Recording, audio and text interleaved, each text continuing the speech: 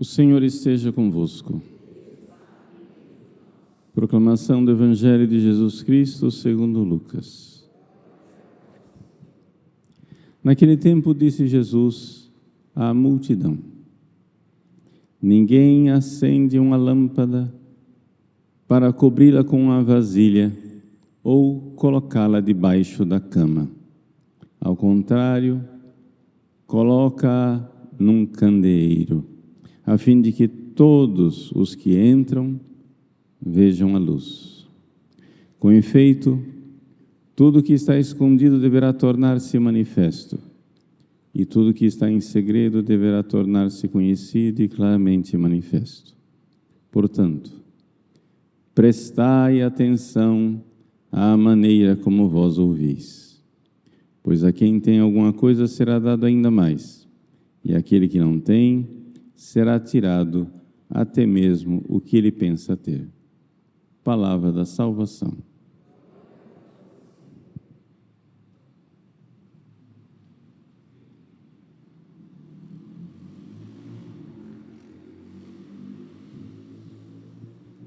Meus queridos irmãos e irmãs, com grande alegria celebramos hoje a festa do Padre Pio.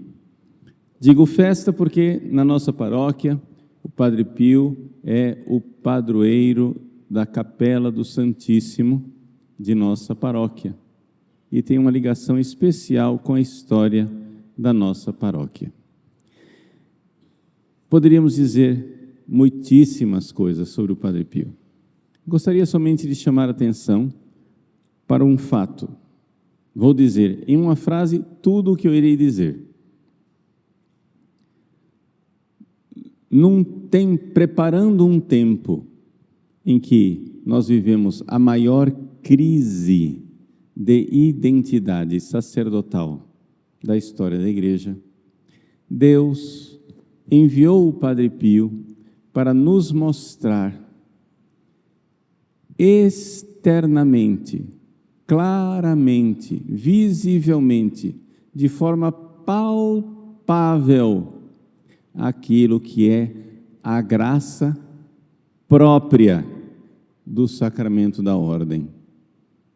Vamos explicar isso. Houve na igreja uma época em que houve grandes crises a respeito da presença real de Jesus na Eucaristia. Hereges, padres, bispos, regiões inteiras da igreja começaram a duvidar que Jesus estava presente na Eucaristia.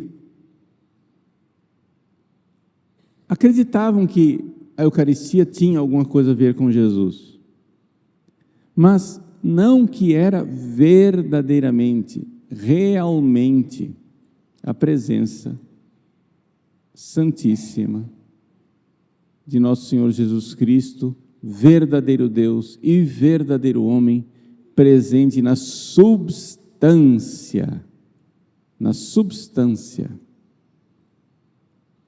do seu corpo, escondido atrás da aparência de pão.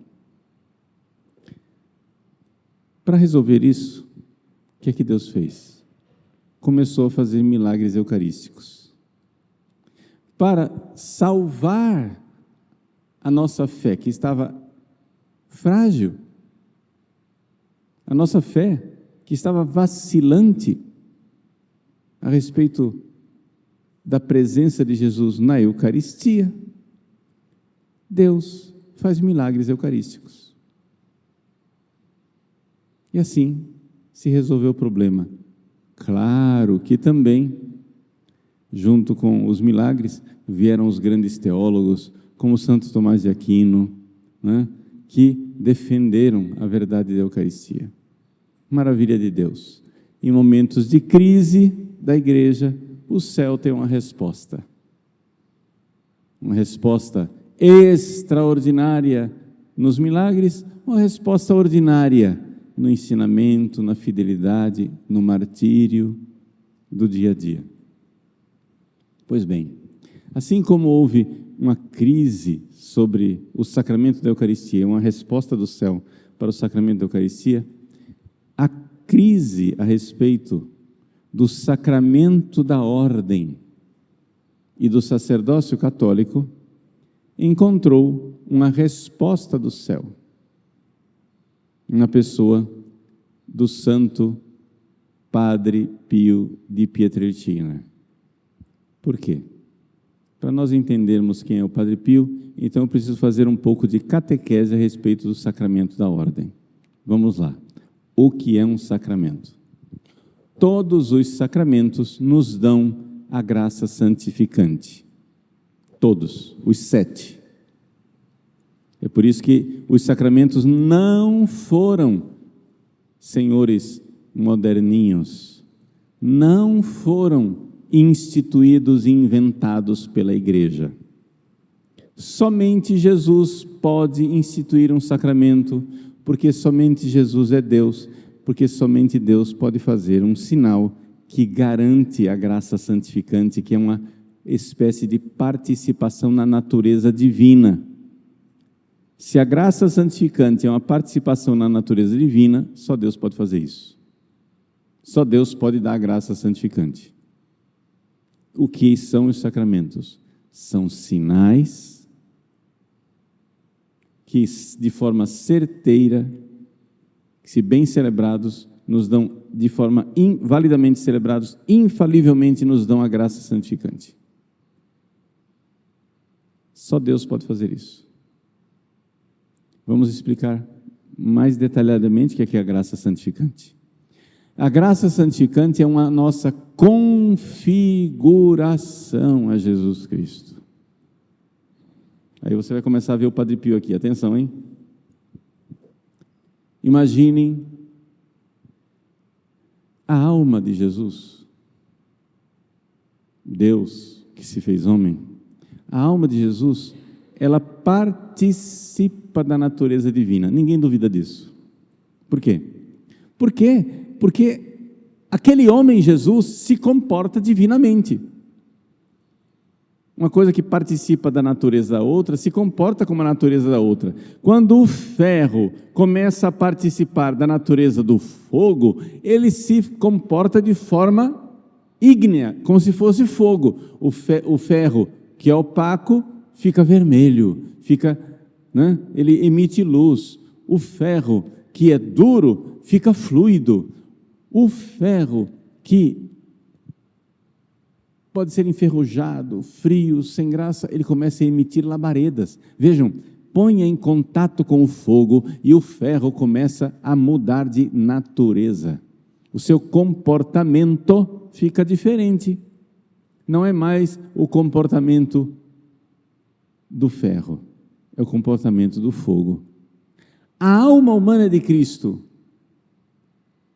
que está em contato com a divindade através da união hipostática, se comporta de forma divina. Você vê o amor de Cristo na cruz e você diz, não, isso não pode ser somente um homem. Para amar assim, só um amor divino. De fato, não é somente um homem, é Deus na alma de um homem. É o amor divino, eterno e perfeito, como labareda de chama num coração humano. Portanto, já que a alma de Cristo, já que a humanidade de Cristo está tão unida a Deus, ela se comporta divinamente. Jesus toca nas pessoas e as pessoas ficam curadas. Jesus toca nas pessoas e elas são perdoadas os pecados. Só Deus para fazer isso. Ora, isto é a participação na natureza divina. Os sacramentos nos dão a graça santificante, que é uma participação na natureza divina. O que quer dizer isso? Quando a criança é batizada, a alminha da criança, ela começa um processo de configuração com a alma de Cristo. para participar da natureza divina. Então Deus coloca ali dentro da alminha da criança a fé, a esperança, a caridade, os dons do Espírito Santo, as virtudes infusas. Tudo isso está lá, porque a graça santificante começa a preparar aquela alma para participar da natureza divina. Então, para fazer uma comparação, é como se fosse uma massinha de modelar, em que tem um carimbo, que é a alma de Cristo. O carimbo bate na massinha, de leve no batismo, pá, e já fica lá a figurinha, né, do carimbo. Ou seja, tem uma pequena configuração a Cristo. Essa configuração, ela precisa aumentar ao longo da nossa vida. Vai aumentando, aumentando, aumentando, a graça santificante aumenta. E quanto mais ela aumenta, mais a pessoa fica configurada a Cristo. Ou seja, mais ela fica santa. Eis aqui o abismo entre católicos e protestantes. Os protestantes não creem na graça santificante porque não creem que uma alma humana possa se configurar à alma de Cristo. Eles não creem na santidade. Mas se você está em estado de graça, não precisa nem ser santo ainda, hein? Se você está em estado de graça, a sua alma está minimamente configurada a Cristo. Mas ela precisa crescer e aumentar essa configuração. Um dos meios maravilhosos de crescer e aumentar essa configuração são os sacramentos. Cada vez que você se confessa, cada vez que você comunga, cada vez que você se confessa, cada vez que você comunga, cada vez que você se confessa, cada vez que você comunga, você vai se configurando cada vez mais a Cristo, cada vez mais a Cristo, cada vez mais a Cristo. Estou insistindo em confissão, comunhão, confissão, comunhão, confissão, comunhão, porque isso tem a ver com o Padre Pio, isso tem a ver com o sacerdócio, mas são os sacramentos dos 7 que nós podemos repetir com mais frequência. Os 7 sacramentos, existem 3 que você recebe uma vez só, batismo, confirmação e ordem. Outros 2 que você recebe raramente, uns são os enfermos, só em graves doenças. Matrimônio, uma segunda vez só se você ficar viúvo, não é isso? Então, os outros, o que é que sobrou? Confissão, comunhão, confissão, comunhão, confissão, comunhão, que são os sacramentos que você recebe o tempo todo e a vida inteira. Pois bem, se você confessar e comungar muito bem, devotamente, você vai crescendo, a sua configuração a Cristo vai aumentando. Quem confessa e comunga com frequência vai se cristificando, vai ficando cristiforme. Se você está comungando e confessando e não está ficando cristiforme, talvez tenha alguma coisa errada no seu jeito de confessar e comungar. Talvez você precise melhorar o seu jeito de confessar e comungar. Ok? Mas, lenta e gradualmente, a pessoa vai ficando semelhante a Cristo. Para realizar isso nos fiéis, Deus então instituiu o sacramento da ordem. Jesus, na última ceia, pegou os 12 apóstolos e deu a eles um poder especial. E qual é o poder especial do sacerdote? Oferecer o sacrifício e perdoar os pecados. Essa é a definição de sacerdote. Sacerdote é aquele que oferece o sacrifício e perdoa os pecados. Somente o sacerdote. Mais ninguém pode oferecer o sacrifício e perdoar os pecados.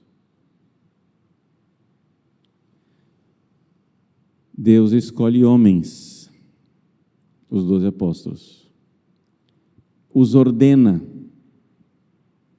E naqueles homens, então, já que eles receberam o sacramento da ordem, acontece 3 coisas. Primeiro,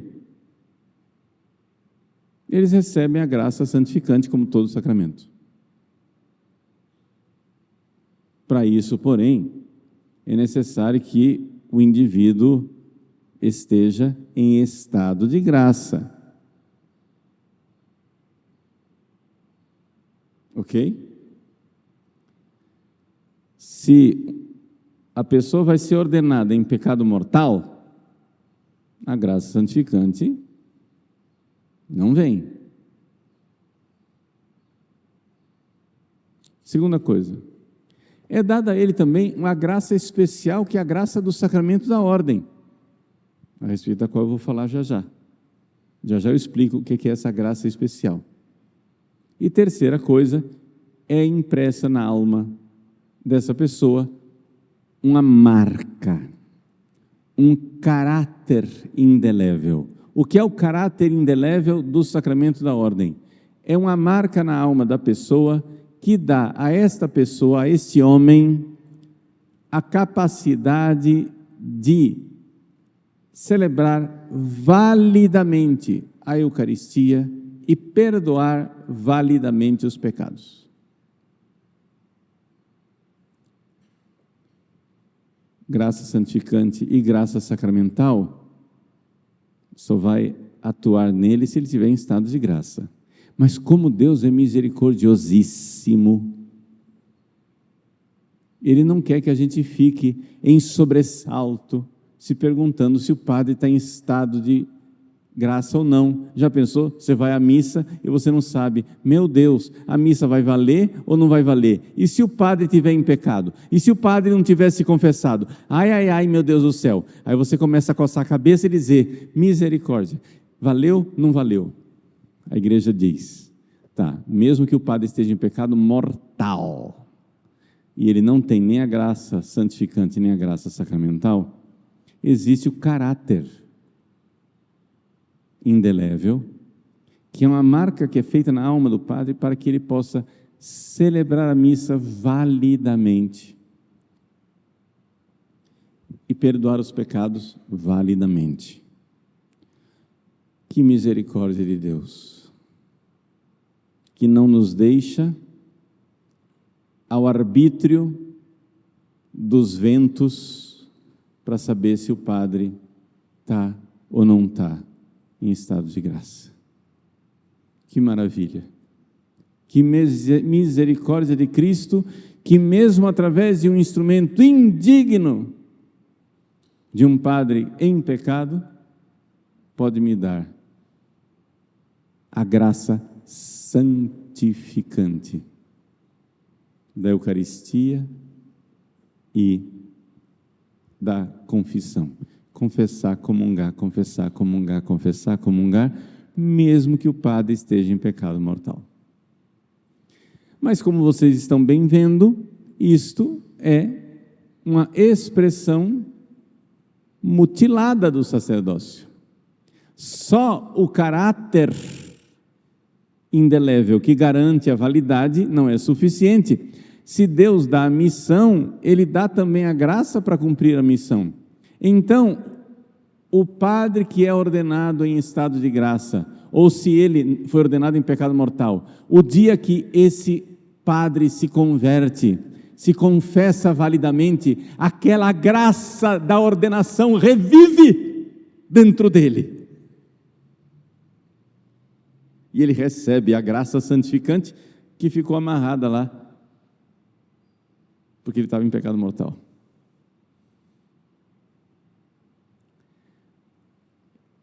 O padre recebe a graça santificante e uma modalidade da graça santificante chamada graça sacramental da ordem. A graça do sacramento da ordem. O que é isso? É que, assim como você que é batizado recebe a graça santificante para ser conforme a Cristo, a forma de Cristo, como batizado, assumindo a cruz do dia a dia, se santificando, assim também o padre recebe a graça santificante numa modalidade especial que é a capacidade de celebrar santamente o sacrifício da Eucaristia, santamente o sacramento da confissão, santamente a pregação, santamente a direção espiritual das almas, santamente realizar tudo aquilo que é próprio da sua missão sacerdotal. Todo padre tem isso à disposição. Todo padre tem à disposição, por causa daquele caráter indelével, todo padre que se converte e faz atos de virtude, ele vê reviver na sua alma a graça santificante da sua ordenação e a graça própria do sacerdócio para celebrar santamente a Eucaristia e para celebrar santamente a confissão. Esta marca na alma é que foi colocada em dúvida. Já que os protestantes não creem que os padres têm uma marca na alma, Deus pegou e colocou uma marca na carne do Padre Pio, para que ninguém duvidasse da marca na alma.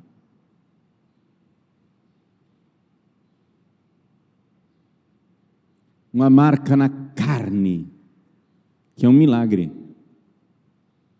mas é sinal da marca na alma. Nós deveríamos beijar as mãos dos sacerdotes, espantados de não encontrar ali as chagas de Cristo. Seria normal que nós pudéssemos vê-las.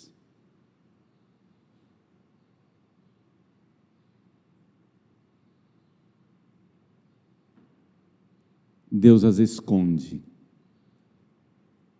As esconde na carne, porque elas estão na alma. Existe sim, no Padre, uma graça que pode ser ativada, se ele estiver no caminho da santidade, a graça de, ao oferecer o sacrifício da Eucaristia, oferecê-lo configurado à alma de Cristo, sacerdote e vítima.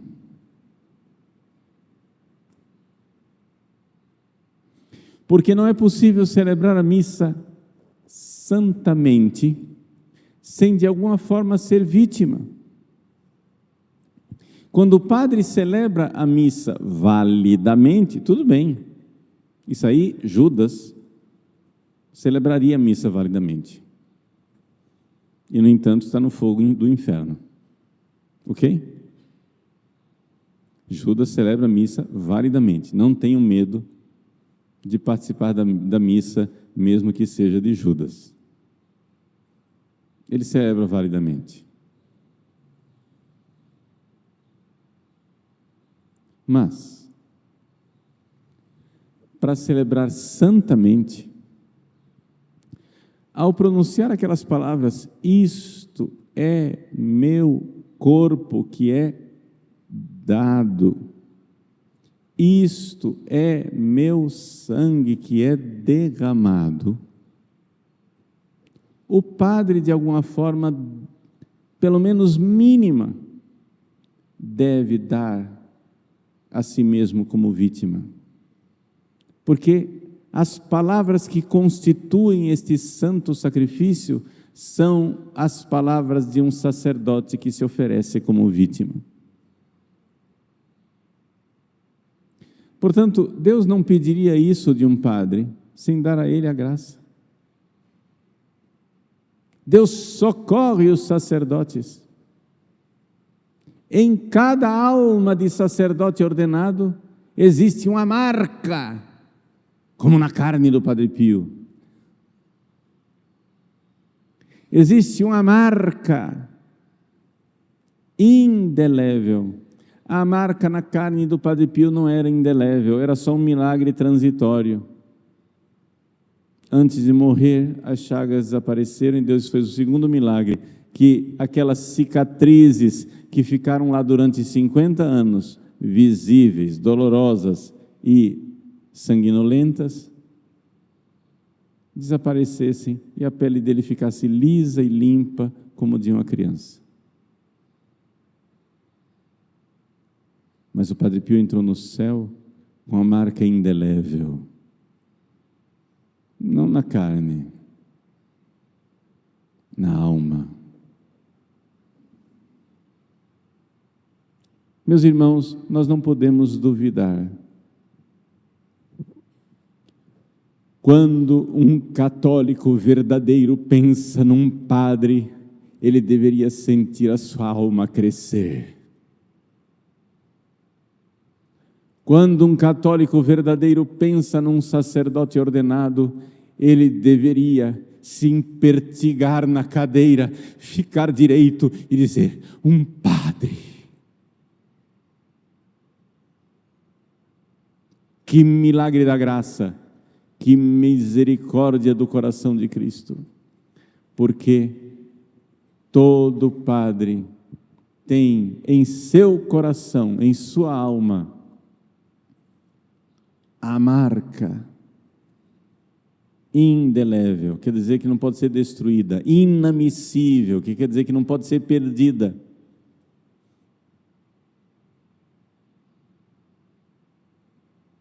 Que garante que ele possa celebrar validamente a missa e a confissão.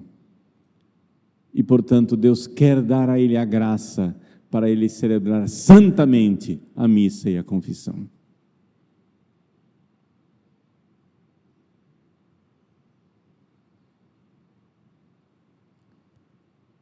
Nós temos essa graça. Rezemos, meus queridos irmãos, minhas queridas irmãs, pelos nossos sacerdotes. Esses dias aqui em Cuiabá nós tivemos uma reunião das mães espirituais, um congresso de mulheres que rezam pelos sacerdotes, de mães espirituais que rezam pelos sacerdotes. Essas mulheres se oferecem suas orações, se oferecem como vítimas de amor, para que os sacerdotes aprendam a ser também eles vítimas. Sacerdote e vítima. É a graça santificante própria do sacramento da ordem. A graça santificante nos dá as virtudes divinas, nos faz comportar divinamente. Portanto, todo sacerdote tem a graça para se comportar como o sacerdote vítima que é Cristo. Isto na vida do Padre Pio, não só nas suas chagas, na vida do Padre Pio, foi uma realidade clamorosa, gritante. O maior milagre do Padre Pio não são as suas chagas. O maior milagre do Padre Pio é que ele é um milagre da graça do sacramento da ordem. O Padre Pio é um milagre ambulante, através das suas chagas, e é um prodígio sobrenatural, através do seu comportamento de santo, de santidade, de homem verdadeiramente configurado ao Cristo, sacerdote e vítima. O Padre Pio é um farol, é uma providência de Deus para o mundo moderno. O Padre Pio precisa ser levado, a vida dele precisa ser conhecida, a devoção a ele precisa ser aumentada. Vocês notaram que no missal está escrito que hoje é memória do Padre Pio. E eu, no entanto, recitei o Glória. E recitei o Glória de propósito, porque a instrução geral do missal romano permite que o celebrante acrescente o Glória se houverem circunstâncias especiais. E a circunstância especial é dar um grande glória a Deus, por esta vida santa, por esta vida extraordinária, por esta providência de amor que foi o Padre Pio. Às vésperas da maior crise de identidade sacerdotal que a Igreja viveria em toda a sua história, Deus, na sua providência, criou uma crise para o Padre Pio. A província capuchinha do Padre Pio estava em muitas outras dioceses. Deus escolheu a dedo a pior diocese. E colocou o Padre Pio na arquidiocese de Manfredônia, que tinha um bispo que levava uma vida escandalosa, com padres escandalosos que perseguiram injustamente o Padre Pio, para que o Padre Pio vivesse em miniatura a crise da igreja que viria. Ele pudesse viver já antecipadamente, e assim ser exemplo de obediência, de humildade, de vítima que se entrega. Deus colocou o farol do Padre Pio para dizer qual é a resposta à crise da igreja. Não é a rebeldia. Não é cada um agora se fazer papa. Padre Pio sofreu injustiças de papas. A igreja admite isso. Papas condenaram o Padre Pio injustamente, não culposamente, não sei, porque os papas recebem a notícia que recebem, né? Coitados. Informaram para eles errado, condenaram o Padre Pio. Mas papas condenaram o Padre Pio. E o Padre Pio não disse, eu sou o Papa, celebro como eu quiser, porque eu estou sofrendo injustiça, eu esperneio e faço o que eu quiser da minha vida. Ele amargou a injustiça, como Cristo, sacerdote e vítima.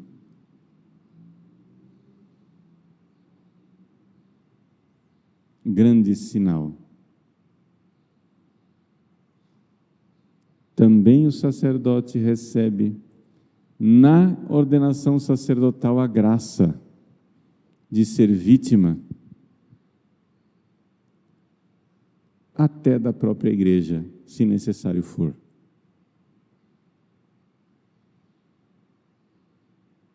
De tal forma que, se como o Padre Pio, algum padre um dia for proibido de celebrar santamente a missa e celebrar santamente a confissão, ele poderá ainda oferecer santamente, com sua alma sacerdotal, o sacrifício de, como Cristo na cruz, ser condenado injustamente.